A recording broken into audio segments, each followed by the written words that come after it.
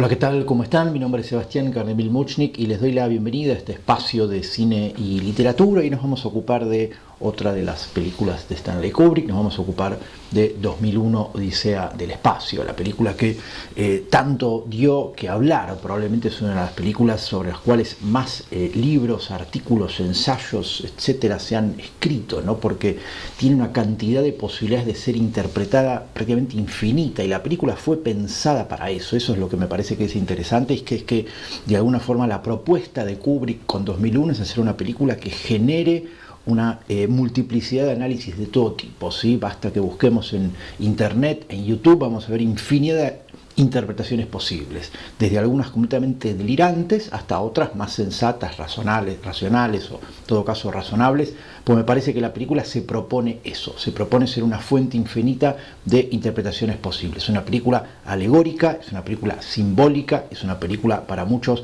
que está entre las más grandes películas de la historia del cine, para otros es una cosa infumable, insoportable, completamente aburrida y imposible de ver, ¿no? Entonces me parece que ahí es cuando se vuelve interesante un objeto artístico, ¿no? Que es cuando genera tanta polémica y en todo caso opiniones tan enfrentadas.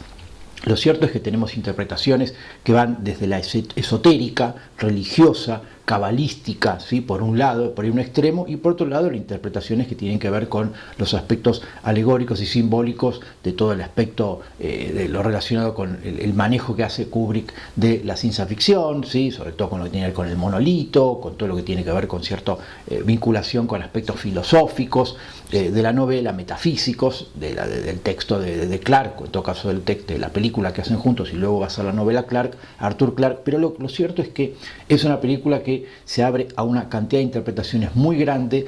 Uno podría pensar que todas tienen a lo mejor cierta posibilidad de ser real, o en todo caso de ser discutidas, pero lo cierto es que muchas veces hay una sobreinterpretación, se sobreinterpreta, se cae en un lugar en el cual hay un texto de Humberto Eco que se llama Sobreinterpretación, que es interesante sobre eso, ¿no? Que tiene que ver con qué pasa cuando se sobreinterpreta, cuando se llega a un lugar en el cual realmente lo que estamos viendo es que el autor está hablando más de sí mismo que de la película que está interpretando, o está forzando la interpretación hacia su propio terreno, ¿no? Como que de alguna forma tiene claro dónde quiere llegar y va a empujar la interpretación en esa dirección. Y 2001 ha sufrido mucho esto, pero insisto, me parece que forma parte del juego que planeó Kubrick. Por eso digo que una de las cosas que uno se encuentra enseguida cuando se planta frente a 2001 es la cantidad de interpretaciones que hay de todo tipo, y como decía antes, esto que tiene que ver con, por ejemplo, una de las cosas que a mí me interesan, que es la vinculación de con la filosofía, sobre todo lo que tiene que ver con Nietzsche, vamos a ver un poquito de eso. Es evidente que tiene que ver con que el género de por sí, el género de la ciencia ficción, tiene una vinculación con la filosofía. Esto lo vamos a ver casi desde el principio, desde el origen de la ciencia ficción, ¿sí? Que nace, vamos a decirlo, 1818, ¿sí? Con Frankenstein de Mary Shelley. Nace oficialmente la ciencia ficción porque inventa Mary Shelley el personaje del científico. A partir de ahí nace el género, ¿sí? 1818, y arrastra todo el siglo XIX de una gran cantidad de autores de ciencia ficción, los más conocidos Julio Verne, H.G. Wells, por supuesto. Podemos pensar en Stevenson también, el Dr. Jekyll y Mr. Hyde. Pero creo que es un género que después, en el siglo XX, con el cine, se abre un poco la cantidad de posibilidades que ofrece la ciencia ficción, desde las más ramplonas, ¿no? Que tiene que ver con los cómics de marcianitos, invasiones espaciales, y después 2001, que vendría a representar un poco la ciencia ficción que está en la vereda opuesta. Y por supuesto podemos poner autores, ¿no? Como Ray Bradbury, como Isaac Asimov, o como el mismo Arthur Clarke, en la vereda de enfrente de eso. O sea, es un género que ha dado realmente una gran cantidad de obras que creo que algunas tienen un gran valor, y por supuesto han hecho de la ciencia ficción uno de los géneros quizá actualmente más transitados, o más consumidos, o más digamos valorados por gran parte del público, ya que actualmente, dada la vinculación que tenemos con la tecnología y con la ciencia en nuestras vidas, es un género que por supuesto se vuelve sumamente actual, y me parece que va a seguir por un tiempo siendo así, ya que tiene esta particularidad, ¿no? Y ahí es cuando me parece que, si pensamos en la perspectiva del género de la ciencia ficción, nos encontramos con que evidentemente ciencia y ficción, si la ciencia ficción siempre ha estado vinculada, por un lado, a la política. Pensemos en H.G. Wells, pensemos en La máquina del tiempo, pensemos en La guerra de los mundos. Ya vamos a hacer un video sobre ciencia ficción, pero esa vinculación es evidente. Y después, por supuesto, una vinculación con, como decíamos antes, además de con la política, con la filosofía, ¿sí? Y 2001 es un buen ejemplo de eso.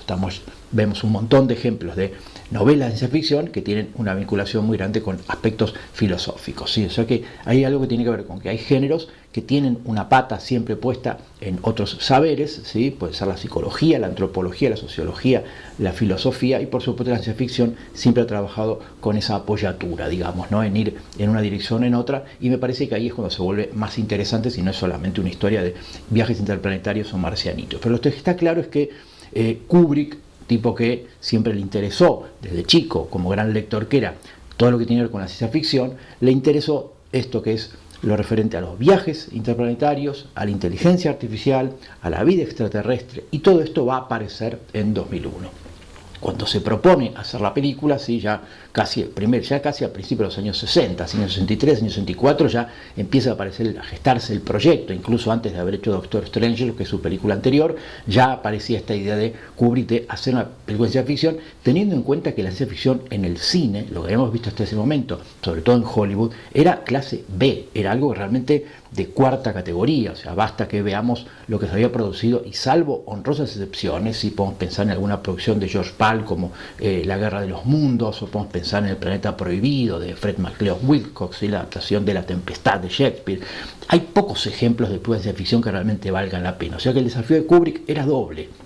Por un lado, contradecir un poco la tradición cinematográfica que tiene que ver con que el cine de ciencia ficción era para chicos, era un cine infantil, un cine que no valía nada, y por otro lado ponerla en un listón a partir del cual cobraría un valor, se legitimaría al punto de que aparecerían grandes directores que empezarían la ciencia ficción.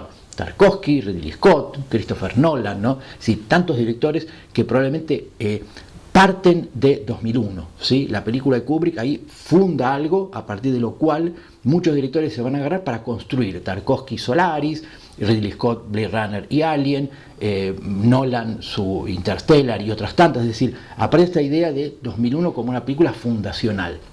Hay una antes y un después de 2001 desde la construcción de lo que es las posibilidades de la ciencia ficción, desde la técnica, desde el manejo técnico, es decir, cómo hay una cantidad de invenciones técnicas que son desde ya hacen que la película podamos verla hoy sin sentir vergüenza, y desde ya desde el punto de vista del tratamiento que va a tener, del tratamiento cinematográfico, ¿sí? El tratamiento del guión, de los temas que se van a ir tratando, es decir, hay una adultez, hay un paso, digamos, que podríamos pensar que, así como me parece que Psicosis de Hitchcock con los años 60 le da un paso adelante al género del terror, que después por supuesto va a aparecer a fines de la década otros grandes directores haciendo terror, ¿sí? Polanski o Friedkin o el mismo Kubrick.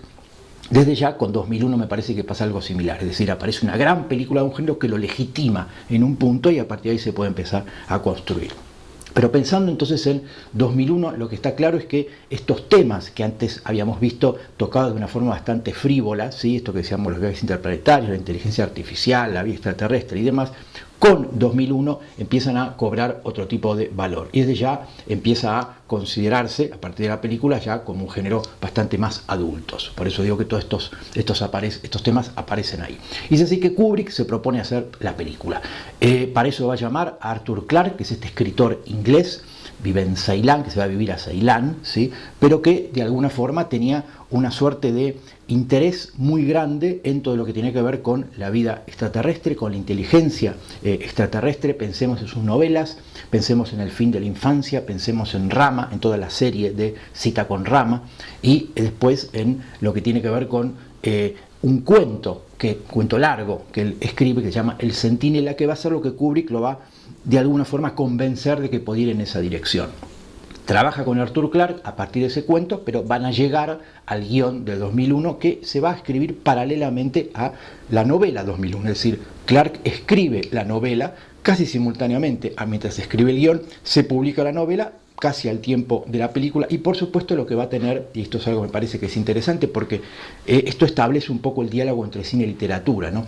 Que es que la película no explica nada. Es más, Kubrick tenía una película bastante más larga, casi 17 minutos más, y le empieza a quitar posibilidades de explicarse, empieza a pulirla de la información que da por segura ciertas cosas. Incluso le había filmado a científicos dando explicaciones y teorías como para incluirlos de la película. Eso lo deja de lado y después va a empezar a quitar partes de la película donde se explica más. Por lo tanto, la película tiene esta cuestión que es que muchas veces hay mucha gente que la ve y dice no entiendo nada. Bueno, la novela va a explicar más, es decir, en la novela lo que va a hacer Clarke es explicar un poco más, ¿sí? Clarke tiene esta famosa frase que dice que toda tecnología suficientemente avanzada es inseparable de la magia, ¿no? Es decir, un momento que la tecnología llega a un punto tal en el cual no podemos separarla de lo que tiene que ver con las posibilidades de lo que es la magia. Y a partir de ahí va a aparecer esta idea que parece que es sumamente interesante y sumamente, además es motivadora, ¿no? Que es cómo plantearse una película de ciencia ficción en tanto dar ese paso adelante, dejar atrás todo lo que se había hecho, todo este género de clase B, y proponer algo que no solamente es una película de ciencia ficción, sino que es una película que tiene toda una carga mitológica, una carga alegórica, una carga filosófica, una carga de significados simbólicos, trascendentes, religiosos, metafísicos, que realmente sea una odisea, todo el valor de la palabra, homérica, ¿sí? Por algo es una odisea. Ahí pensemos en Homero, ¿sí? En la odisea de Homero. Hay algo que tiene que ver ahí con el viaje, con la trayectoria de un personaje y todo lo que les ocurre en ese viaje, que por supuesto tiene ecos homéricos. Por eso la película es muy ambiciosa.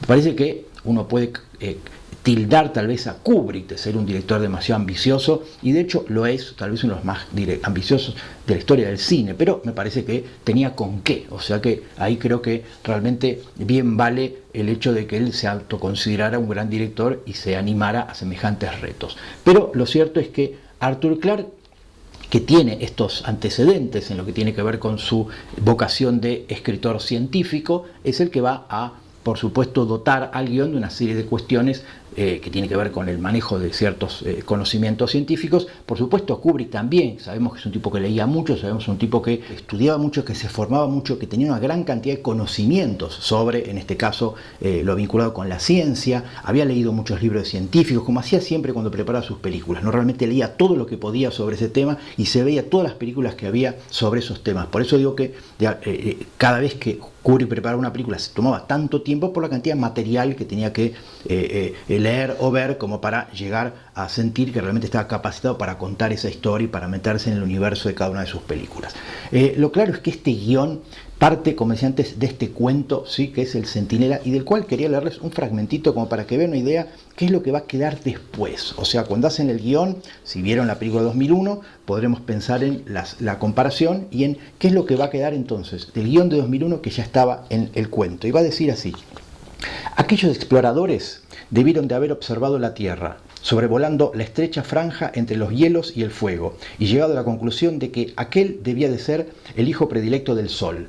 Allí, en un remoto futuro, surgiría la inteligencia, pero ante ellos quedaban aún innumerables estrellas por explorar, y nunca regresarían por aquel mismo camino. Pues entonces dejaron un centinela, uno de los millones que deben de existir esparcidos por todo el universo, vigilando los mundos en los cuales vibra la promesa de la vida. Era un faro que a través de todas las edades señalaba pacientemente que nadie lo había descubierto aún. Es decir, ¿cómo no le iba a interesar a Kubrick esta idea de un faro, de una señal? En el cuentito este es una pirámide, después en la película va a ser un monolito, que es un centinela, que tiene que ver con la inteligencia artificial, con la inteligencia, extraterrestre, que puesto en la Luna, esta pirámide, va a esperar a que la inteligencia humana se desarrolle y a partir de entonces va a poder entrar en contacto con ella, o la inteligencia humana, como después va a plantear la película 2001, va a pegar un salto evolutivo gracias a la presencia de este monolito. Es decir, la manera que tiene este monolito de interceder en la historia del ser humano, de la vida en la Tierra, en todo caso, es presentando la posibilidad de los saltos evolutivos. La humanidad avanza, pega un salto evolutivo en la vinculación con este monolito. Y ahí es cuando creo que es imposible pensar en que Kubrick, que es este cineasta obsesionado con la inteligencia, con la razón, con todo lo que tiene que ver con la supremacía de la razón. Acordémonos de la vinculación de Kubrick con la ilustración, con el siglo de las luces, su interés en meterse en esa historia para hacer Barry Lyndon, el proyecto frustrado de Napoleón, ¿no? Una época en la cual había una fe en el progreso y, por supuesto, la vía para el conocimiento del mundo, de la naturaleza, era la razón, ¿sí? A Kubrick siempre le interesa mucho eso y desde ya 2001 va a ser una buena muestra de eso. Vamos a recorrer un poquito la película como para recordar algunas de las cuestiones que van a ir pasando fundamentales, ¿sí? Todo lo que tiene que ver con cómo va avanzando la película y se va a ir vinculando con algunas cuestiones que hacen a esto, que es precisamente los temas fundamentales que le van a interesar tratar a Kubrick, ¿sí? Recordemos que la película va a empezar, se va a partir en cuatro, básicamente hay cuatro grandes bloques, ¿sí? La película va a empezar hace unos 4 millones de años, ¿sí? Y lo que vamos a ver es una tribu de primates, ¿sí? De monos, que habitan en una zona bastante árida y desértica y hostil, y prácticamente tienen una vida rutinaria, ¿sí? De comer, de dormir, de despiojarse y de hacer cosas que después vamos a ver que las van a hacer los humanos en el futuro. Es decir, después va a haber una simetría. Todo lo que hacen los monos lo van a hacer después los humanos, incluso pelearse entre ellos a través de la técnica, de la tecnología. Lo cierto es que estos monos, que van a estar en tribus, en manadas, van a de pronto encontrarse un día con este monolito, ¿sí? Y este monolito lo que va a hacer primero es deslumbrarlos, va a generar una especie de actitud medio mística de ellos frente al monolito, y lo que va a producir es que a partir del encuentro con este monolito, estos monos van a pegar un salto evolutivo, van a crecer en inteligencia, lo que les va a permitir a uno de ellos, al mono genio, digamos, porque en ese caso sería un genio de los monos, conseguir digamos, tener la idea de que con uno de los huesos de un animal puede convertirse en arma. Es decir, estamos ante un personaje que descubre que un hueso, un fémur de un animal puede servir para romper, puede servir para matar, puede servir para ejercer violencia sobre otros, puede servir para dominar, puede servir para controlar. Es decir, es el nacimiento de la tecnología, algo que tiene que ver con la utilización de una herramienta como si fuera a modo de tecnología para operar sobre la naturaleza o operar sobre el otro. Por lo tanto, esa tribu se hace la dueña del espacio de ese lugar, domina a las otras tribus, de la misma forma que la película siguiente de Kubrick, La Naranja Mecánica, los drugos van a pelearse con otras tribus, ¿sí? Con otras bandas. Es decir, de la misma manera que ese grupito empieza a dominar el lugar gracias a la utilización de ciertas herramientas, va a pasar algo simétrico después en La Naranja Mecánica. Lo cierto es que estos monos, al encontrarse con este monolito, pegan ese salto evolutivo, se convierten en los dueños de esa zona, digamos, ya que son los que se les ocurrió la idea de utilizar huesos para matar a los enemigos, o en todo caso conseguir animales para comer. Por lo tanto, hay un salto evolutivo. Todo esto viene acompañado, porque es cuando me parece ahí también que es interesante verlo, de la música de Nietzsche, de Así habló Zaratustra, el poema sinfónico de Richard Strauss, fin del siglo XIX, y que nos va a hacer vincular la película con Nietzsche. Es decir, uno lee las entrevistas y demás y pareciera casi azarosa la manera en la cual Kubrick dice que encontró el poema de Strauss, el poema sinfónico me refiero.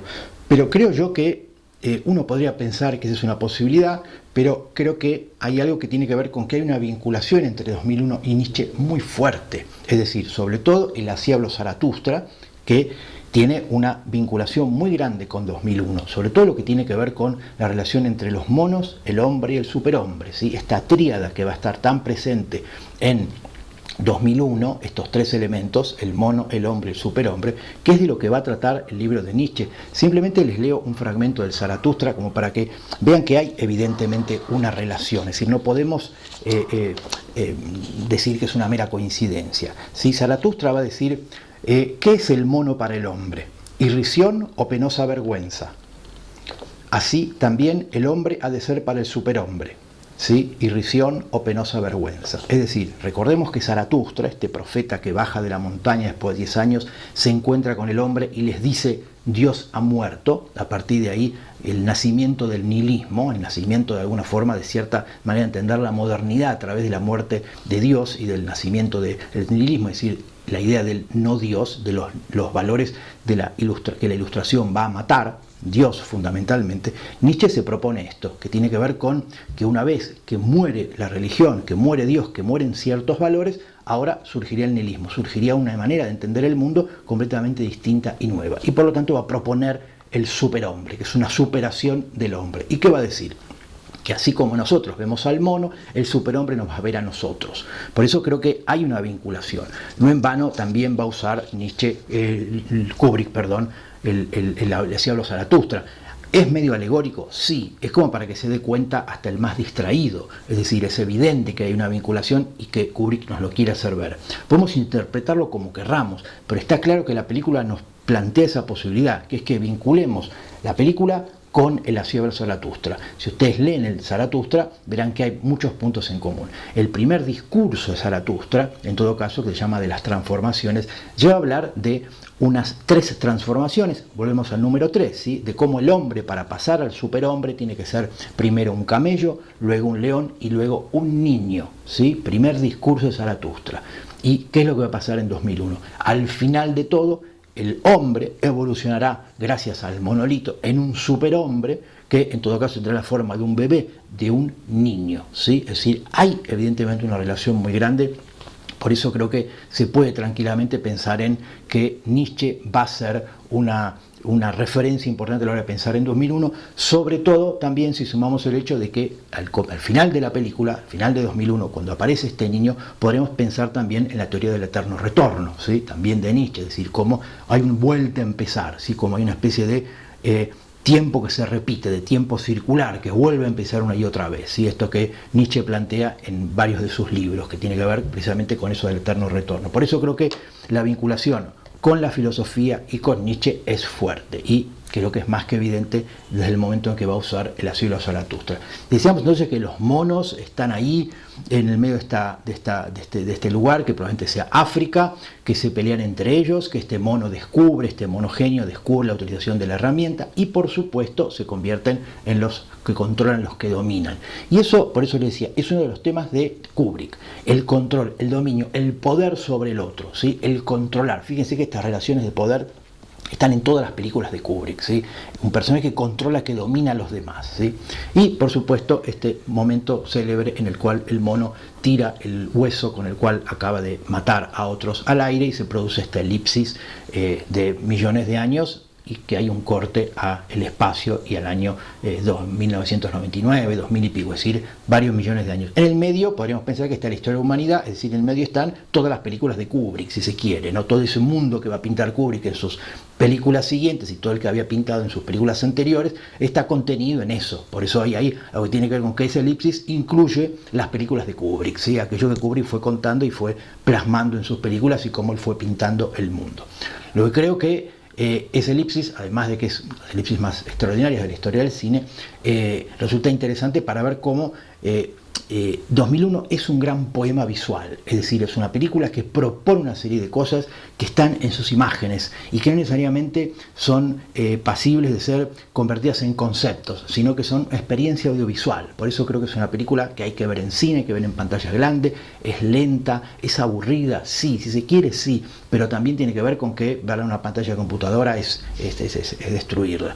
Y lo que me parece es que hay que tener en cuenta esto, que es que propone esa experiencia audiovisual en la cual no siempre la razón tiene que dominar el visionado. Es decir, muchas veces tenemos que dejar que sean los sentidos, que sea lo sensorial lo que nos guíe en esa experiencia. Y creo que Kubrick se propuso eso, de hecho lo dijo varias veces, y además me parece que tiene que ver con que como un cineasta tan hiperracional y cerebral como Kubrick no iba a plantearse la posibilidad de que esta película precisamente contradijera eso, o en todo caso jugara con algo que es subrayar el poder de la razón. Es decir, insisto tanto en el elemento racional en la construcción de la película, es decir, en cómo viven esos personajes, en la frialdad, en la cerebralidad, en todo lo que tiene que ver con la visión del mundo, esos personajes, de ese mundo tecnificado que yo voy a pintar, es tan hiperracional, es tan cerebral, es tan frío, está todo tan calculado, que yo me puedo dar el lujo precisamente de que haya elementos en la película que escapen a la razón, que exijan un salto en el espectador, ¿sí? Que exijan un salto si se quiere, un salto de fe, un salto que excede a la razón, en la cual probablemente ninguna posibilidad de explicación sea posible, o en todo caso sean posibles todas las explicaciones, convivan todas las explicaciones. ¿Qué es lo que va a pasar en los últimos 20 minutos, 25 minutos de la película? Que es cuando se vuelve más compleja todavía, en todo caso, que es que además es lo que ha generado más interpretaciones diferentes, ¿no? Que es que permite un montón de interpretaciones distintas, y es cuando la razón probablemente ahí ocupa un segundo lugar, en tanto que es más cuestiones que pueden tener con las emociones, con las vinculaciones irracionales que uno puede hacer, lo sensorial, lo emocional, lo emotivo, lo que tiene que ver más con el orden de la poesía, que dominen el visionado durante el final de la película, y no sea tanto las posibilidades de la razón, ¿sí? Hay que dejarse llevar un poquito a partir de ese viaje que tiene el personaje a través del tiempo y del espacio, donde aparece esto que es la posibilidad de que lo que domine la construcción de la película no sea tanto la palabra, el logos, el concepto, sino más bien lo que tiene que ver con la experiencia audiovisual, la poesía, y que Kubrick apele a otras cosas en el espectador.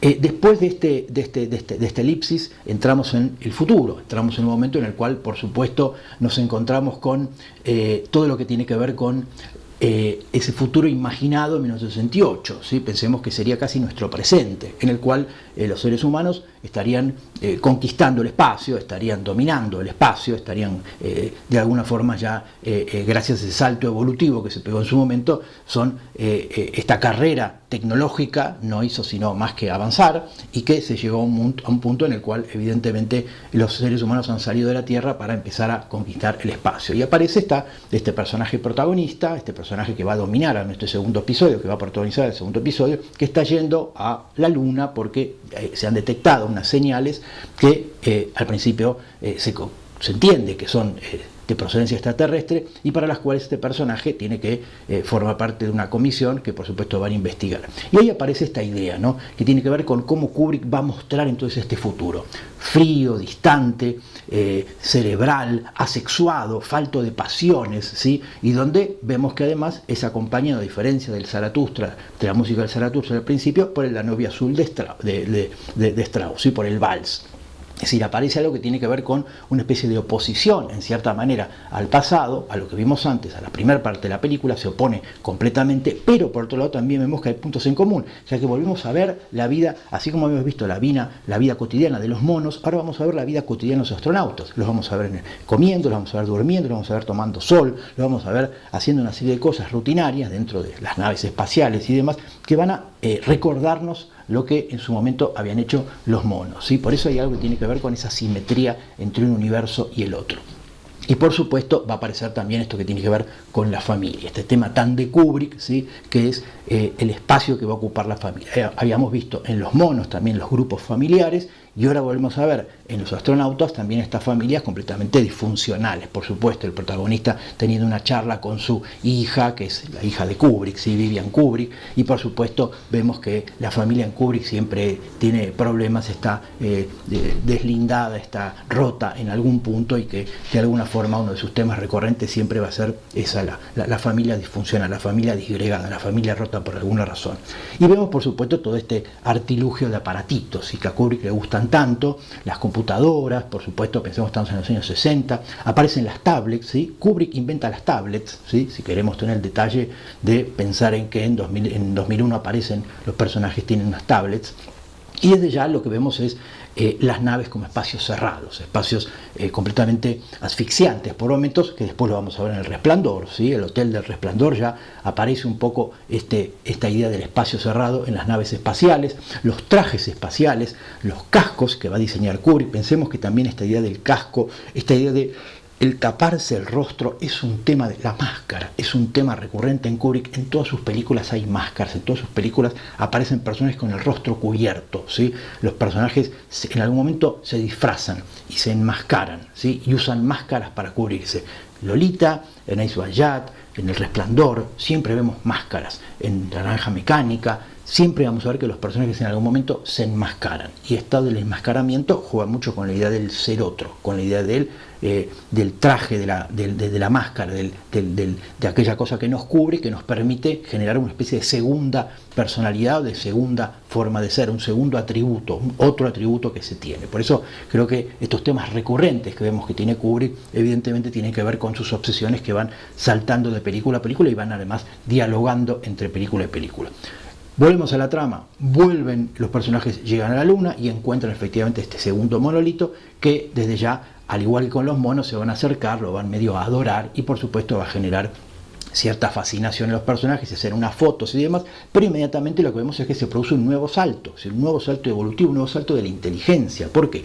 Porque este monolito lo que va a permitir es que se produzcan a partir de entonces viajes interplanetarios todavía más complejos, y pasamos a la tercera parte de la película en la cual los personajes ya están viajando a Júpiter, ¿sí? Y en este viaje a Júpiter ya aparece algo todavía más extraordinaria, una tecnología todavía más desarrollada, que tiene que ver ya con esta supercomputadora que es HAL, ¿sí? En este viaje al espacio, a Júpiter, ya aparece una supercomputadora con inteligencia artificial, una especie de inteligencia total y absoluta, ¿sí? Sin cuerpo. Ahí aparece este ideal de Kubrick, ¿sí? De un cerebro que controla todo. O sea que ahí me parece que este personaje quizá que es el más humano de toda la película, valga la paradoja, pero lo cierto es que es un personaje sumamente interesante, el de HAL, que como recordamos, HAL de HAL, no podemos dejar de pensar en que son las letras que continúan a el IBM, ¿no? Por lo tanto, ahí hay una vinculación probablemente con lo que en ese momento, sobre todo, significaba IBM, ¿no? La empresa de informática.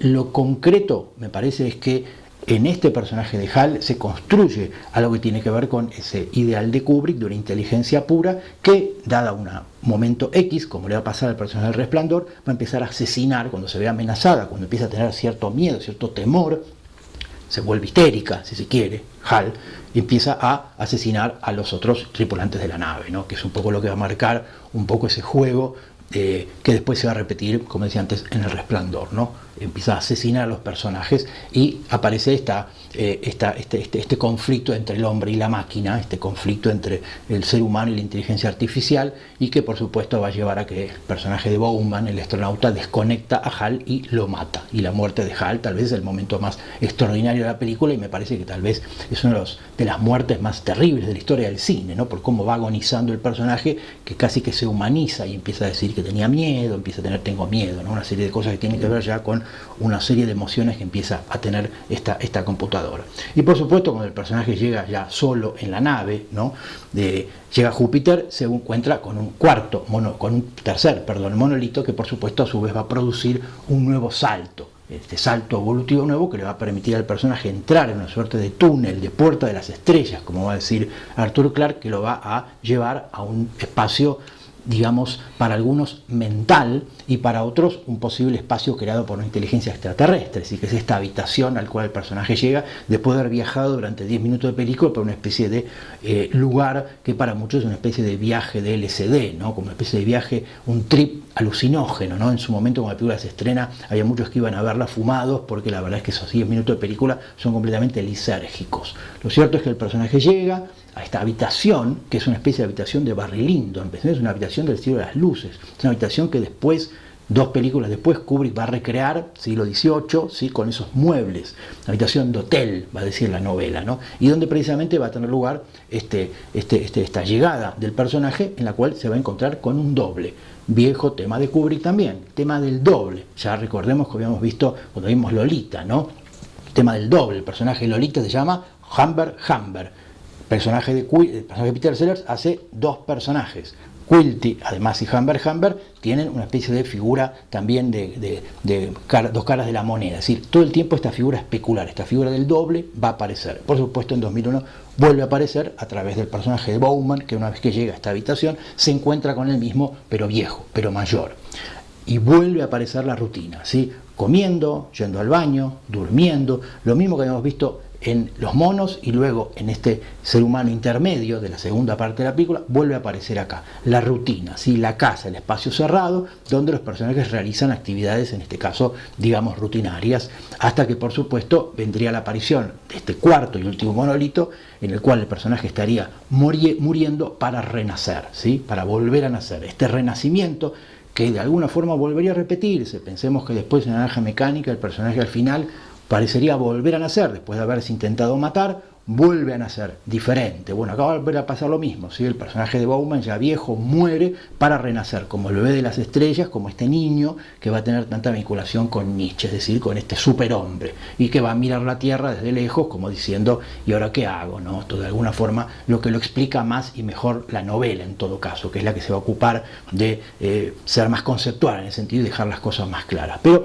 este elemento me parece que tiene mucho que ver ya con la voluntad de Kubrick de que quedaran muchos puntos huecos, muchos puntos sin aclarar, y que me parece que la novela precisamente va a tratar de hacerlo. O sea que en ese sentido complementar la visión de la película con la novela no está mal y nos ayuda a entenderlo un poco mejor. Por eso recomiendo que si les interesa y les gusta la película, por supuesto lo hagan.